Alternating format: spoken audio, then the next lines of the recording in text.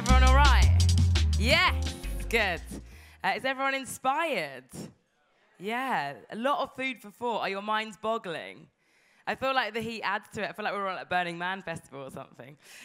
Okay, so up next, and it's our final discussion of today. I hope you are coming tomorrow. There's a whole day full of other interesting people to hear from. But right now, resisting machine control. Talking about all that algorithmic stuff, how it's controlling us, gateway drug to technology. There are sort of similarities, aren't there, to our kind of addictive qualities when it comes to phone and tech, in the same way that we know that there are problems with alcohol and cigarettes, but we don't necessarily know how to stop being on our phones. So let's hear from our speaker, Paul Manson, the author of 5 books, including Post-Capitalism, A Guide to Our Future. We need you.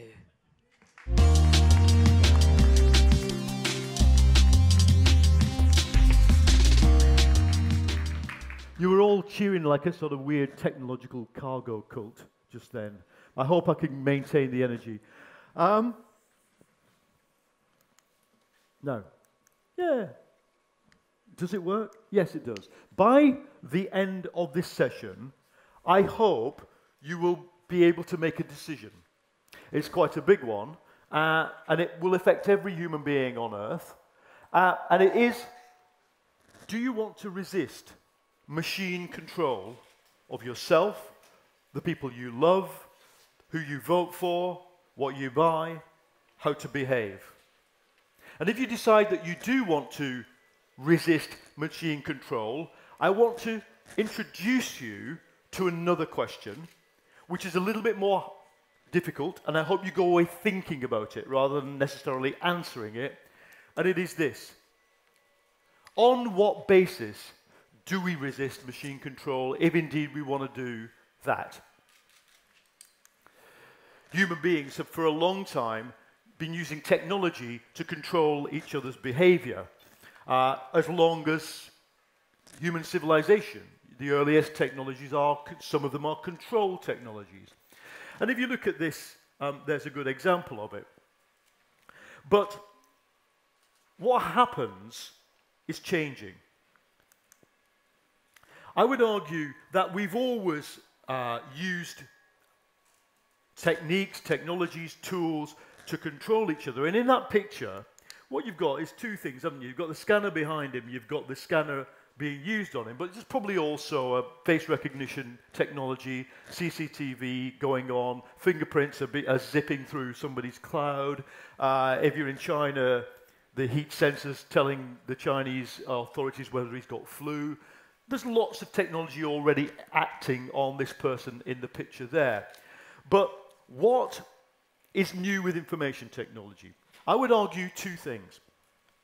What information technology adds to human beings' propensity to control each other is, first of all, massive information asymmetry.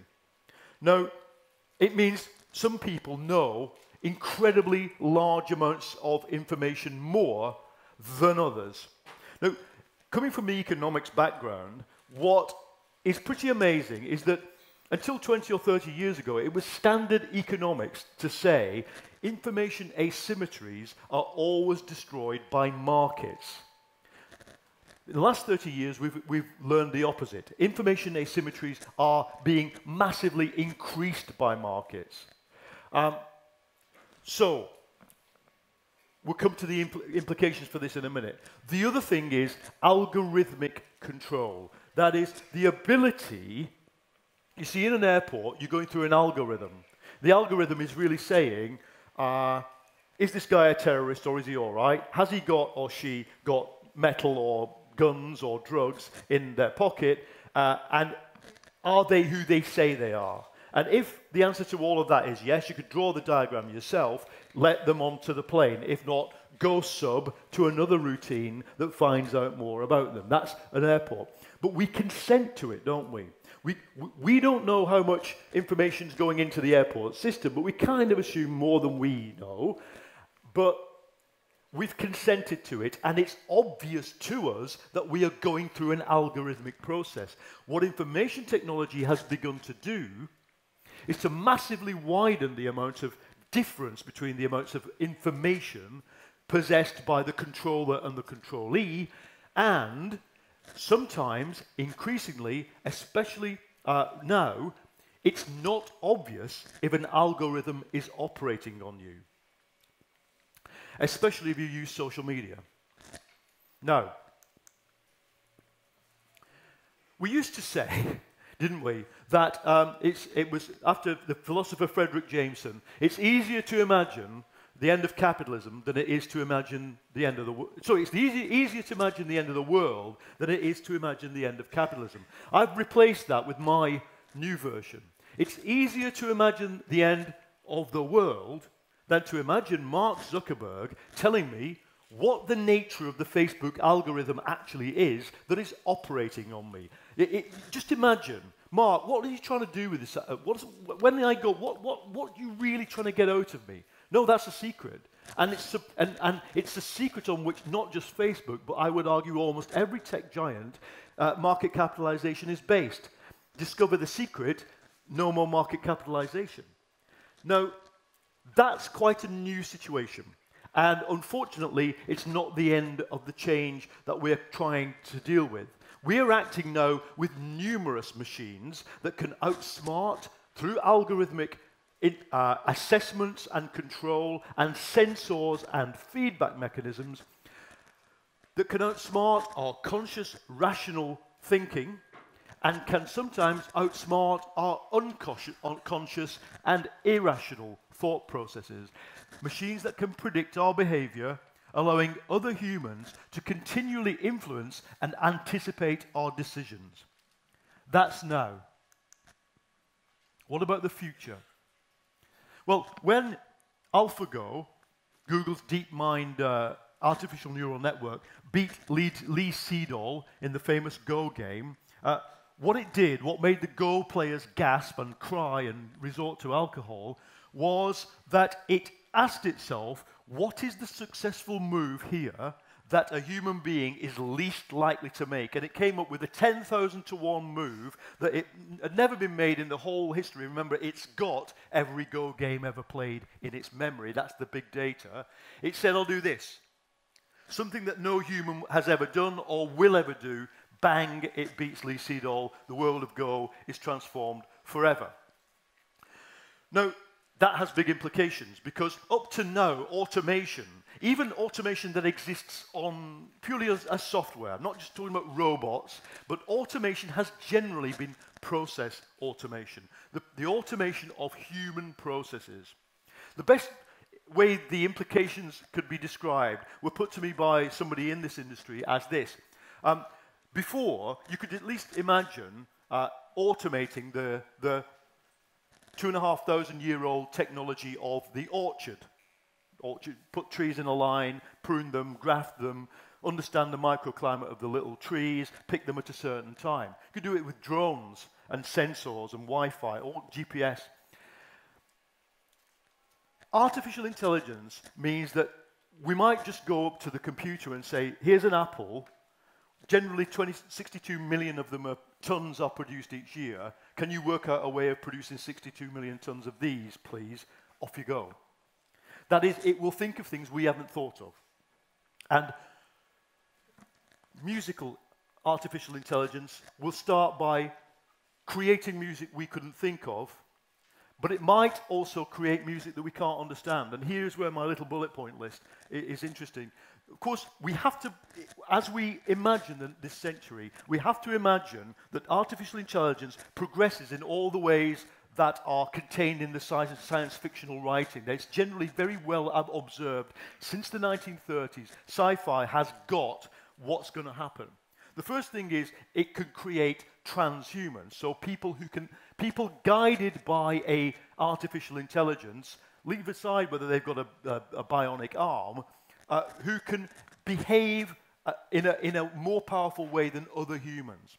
Okay, we know everybody's hopefully read about transhumanism, its possibility, the bits of it are happening. The next possibility is that the human brain and body become so enhanced by technological innovation that the result ceases to really be in the same biological category as us. Okay, that's a possibility as well. The classic Android, Nexus 7, Nexus 27, what's it going to look like? And then the other possibility is that the artificial intelligence, should we achieve it? I know this is a debate. I'm kind of working on the assumption that we will achieve something like a general artificial intelligence. Should we achieve it, then basically the machine designs another machine that answers questions that we can't ask, nor can we understand the answer. So these are the kind of classic three stages you find in the literature about artificial intelligence.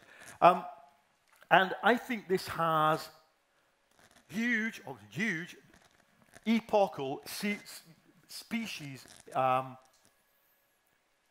implications for us. And so what you're going to do as you think, well, what I'm building, could be really, really challenging. I could be building a transhuman or a post-human intelligence or a non-human intelligence that is going to think of questions that we don't even know are questions. You're going to say, well, I need some ethics. In fact, if you're in business, after I know I'm not the only person who's been speaking about ethics and humanism in AI, you might be on the phone on Monday morning to Sarah in the CSR department saying, we need a set of ethics by 10 o'clock. Unfortunately, it's not so easy. How do we limit, and is it legitimate to limit or control what machines do and think? What rules do we set them? What ethics do we draw on? And this is where the problems start. Now, this bullet point list is drawn from, it's a summary of a section of DeepMind's Ethics and Society website. I think that Google DeepMind, with its ethics board and its highly intelligent and socially aware managers, is probably the most advanced thinker about the ethics of AI among those who may execute solutions using this technology. And it says, right, here are a list of the open questions. What are the ethics that allow us to design and deploy AI within a moral framework? Is there just one set, or are there many? Question one. Next question. How do we embody the ethical system we choose, supposing we do choose one, because ethics change over time and, of course, across cultures? And that's a great question, because suppose Charles Babbage had designed an ethics for computing, he probably wouldn't have given Ada Lovelace any human rights. So his ethics could have been baked into the computational ethical discussion. Fortunately, I don't think he did much of that. But it's a great idea. Over time and space, ethics change. So what we're going to do about that, you program the ethics into the thing now, but later. And then here's the final problem. This is a really good execution engineering problem that also leads to philosophical problems. How do you embody shared human values into a machine? Because humans have at least two sexes, two genders, and they have a history, and they have conflict. You generally put all of us in a room over a cup of, tea, wine, beer, spirits. We'll argue. How do we do these three things? Now, I think there's a problem with this list. It's a brilliant set of questions, but while Google DeepMind is thinking about them, what does an engineer do? An engineer, so what does a medic do? Medic who's thinking, we need to do some medical research on a new drug, they go, what are the medical ethics of doing this? And they build that in very, very early. My experience is right now, engineers go, fantastic questions. While you're thinking about them, I'm going to build an orb that will kill anybody who's about to break the law. And in other words, the problem with DeepMind's website right now, and it has got a very well-staffed and very prestigious ethical board, is there's no answers to any of the questions. It is in coding terms, those three things are dead code. They're orphan code. They are not executed anywhere. The answers don't matter. Of course, they're not building an orb. They're building a machine that can play Go good or data process health data. So what do we do?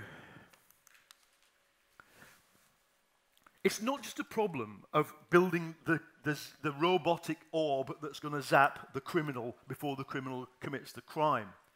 Is it ethical to publish research at a prestigious peer-reviewed global conference on AI that doesn't give any IP away on the zapping ball, but simply explains the science behind how you got there? Is it ethical to do that when you know that the Chinese state has ordered the private sector to give them all data and all expertise so that they can become a world leader in AI by 2035? Is it ethical to do that?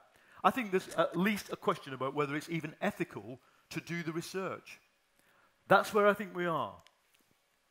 So, in the last 5 minutes, what ethics are out there in the ethics supermarket? Well, there's Aristotle, Jeremy Bentham, and Friedrich Nietzsche.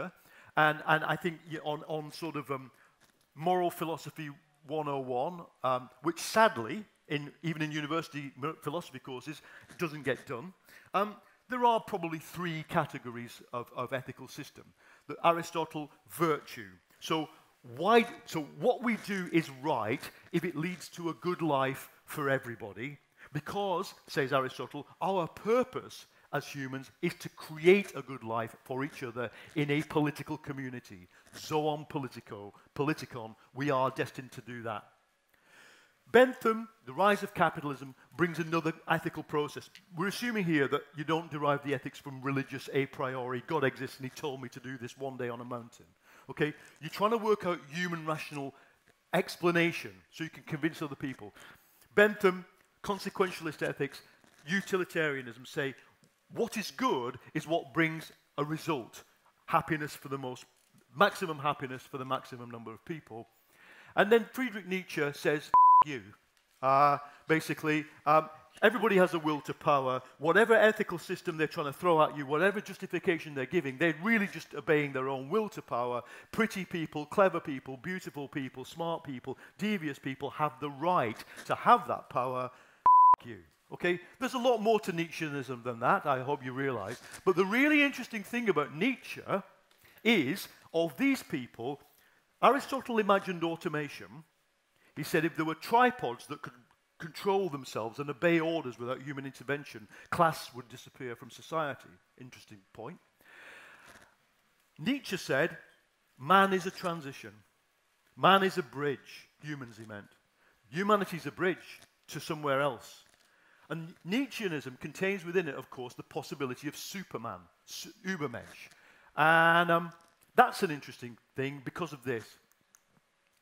Nietzscheanism is everywhere. Everywhere in academia. Postmodernism is profoundly anti-humanist. It borrows many of its suppositions from Nietzschean philosophy. The anti-science movement, science is all relative. The strong form and the weak form. All science is socially constructed. Right science and wrong science. Post-humanism, the new kid on the block. Because too many departments in the humanities were closing down, if nothing matters and nothing can be proven, some of its key proponents in postmodernism said we'd better invent posthumanism. And by this I don't mean the technological possibility of posthumanism, but the assertion that we are already posthuman because we are already controlled by machines. Object-oriented technology, object-oriented ontology. Brilliant title, because object-oriented is a kind of programming. And wow, to have an ontology, a theory of what exists. Based on that, how amazing. Its key proponent is that this clicker and me have the same level of consciousness. We exist in the same ontology. We exist in the same plane of reality. And as one of the progenitors of this thought, Bruno Latour, puts it, objects have histories just as we have a history. So just as Louis Pasteur discovers his scientific discovery, another way of looking at it is Louis Pasteur is an event in the history of yeast. You can do an entire 200-hour course at Edinburgh University, which will teach you the deep meanings of all this. My contention, as you can probably imagine, is that it is not worth it.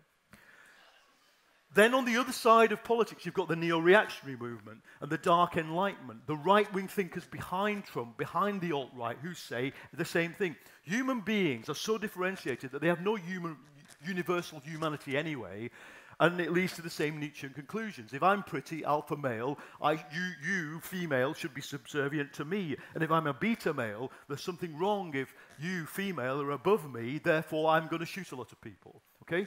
And to really put the lid on it, to make myself utterly unemployable, I will add the 7 speak nots, which are the rules on Chinese universities, which say you must not discuss the universality of human rights, which were read out in 2013 to every department.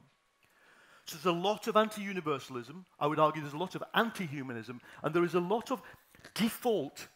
We're all controlled by machines anyway, so what's the point? And what does it lead to? It leads to the Nietzschean injunction, F you. I'll just do what is good for me. Skipping over this, because I am running out of my time, utilitarianism is fine, but so, question, does anybody want to program this set of ethics into an all-powerful AI? Because it knows that it is a Superman, and it knows that you know, it can outthink you, outrun you, out anything you. I'm not sure I would want to program Nietzschean ethics into a computer. I think utilitarianism is what effectively is programmed into the ethical systems of AI now. It's a trolley problem, kill 1 person, kill 5 people. That's utilitarianism. Problem is, again, if you programmed into an AI, make as many people as possible happy, it might just drug them. So you drug them, and, like in the Matrix, just put them in a box, and they'd be happy. For me, where this leads to is a re-exploration of the bit that everybody threw aside at the beginning of the Enlightenment. Aristotelian ethics, the ethics of virtue, humanism. What are the basic bits of it that we can draw? That humans, that we want a human-centric world. That's a controversial statement now. You know, I've just come from the Netherlands. There's a party for animals in the Netherlands, which is bigger than the Labour Party.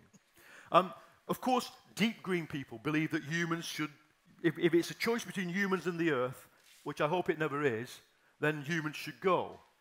But I would say, you know, we can draw from a kind of humanism that allows us to control the AI, is one that says all humans have universal rights. The purpose of the AI is to produce a good life. That virtuous acts are not what the computer does or the machine. It is what the machine allows humans to do.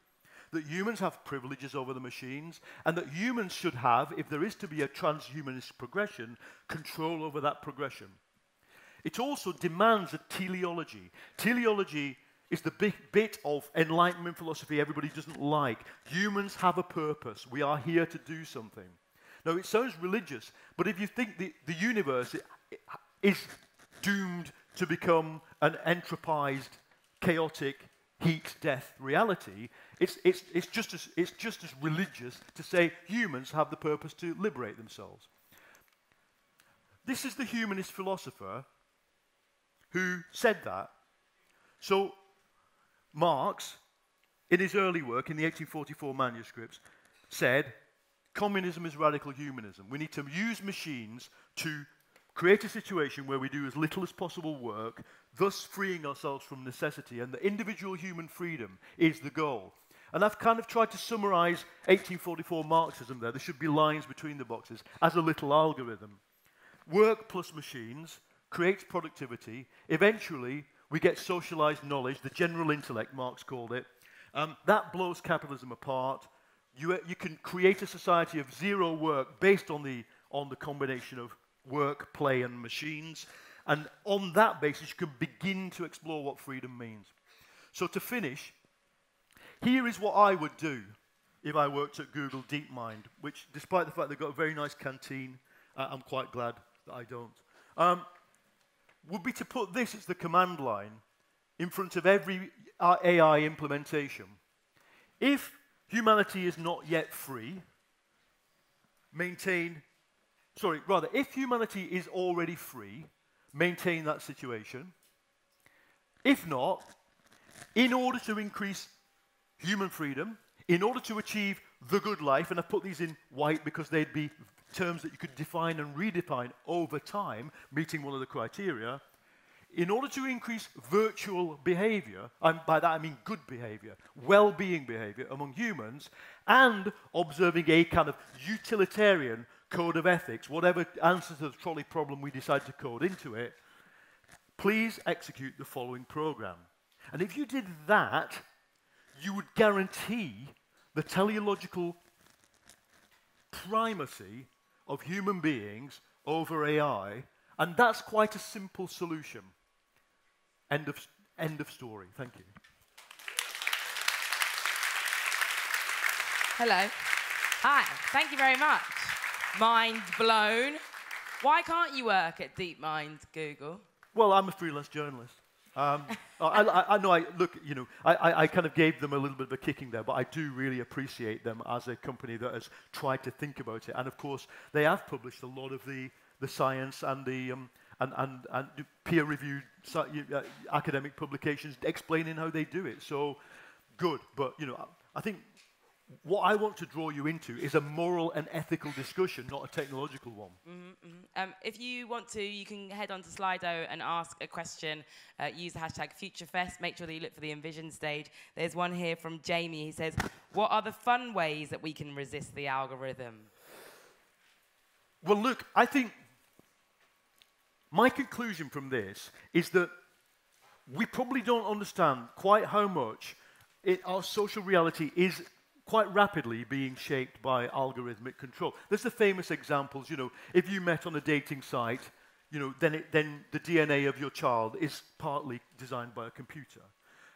So lots of examples like that, but it's not so much fun, but I think it will feel a little bit like a sort of moral revolution if we all start saying, you know, no.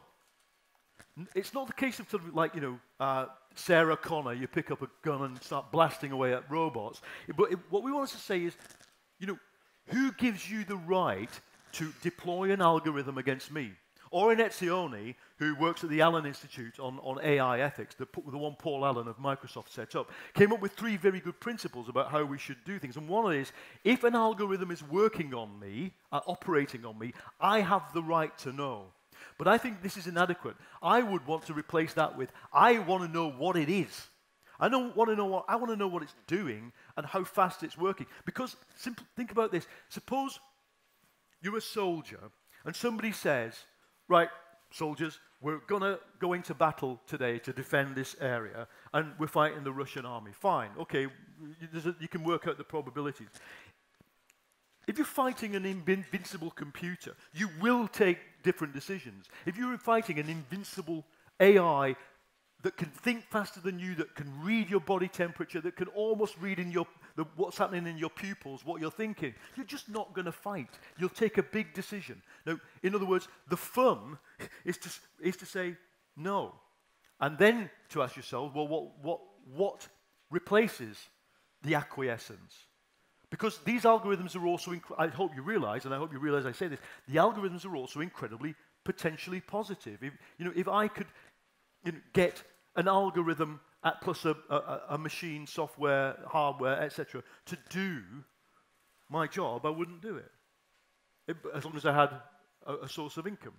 But it needs to be done, and I can't. So let's carry on developing the technology, but we must build the ethics into the beginning, not at the end. What would you prefer to be controlled by, an AI or political leaders like Donald Trump? Donald Trump is president because of an algorithm, and because of a corporation that decided to.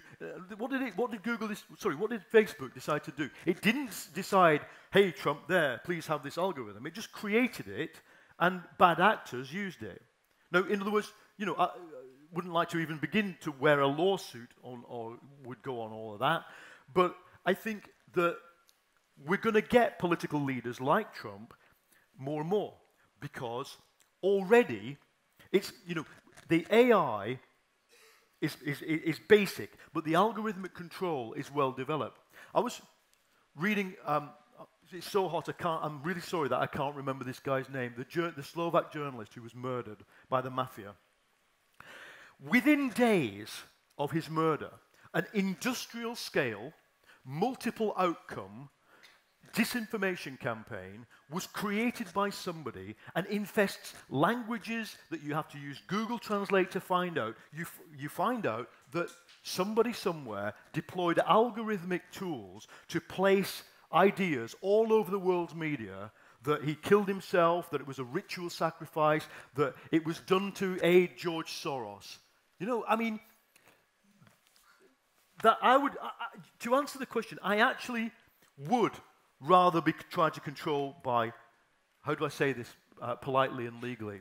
One of the problems with AI, as you know in all the dystopias, you can't switch it off. It goes, no, we can't have any switching off, sorry, I'm here to make things better. You could switch Donald Trump off. And I will simply suggest by voting him out. He's coming next week. Yeah, answer. That's my answer. Okay. Well, I have to wrap up there. We're out of time, but I could listen to you for hours. It's Friday night. Can you believe it? Wow, it's been an epic day. Thank you so much. Thank you. Thank you.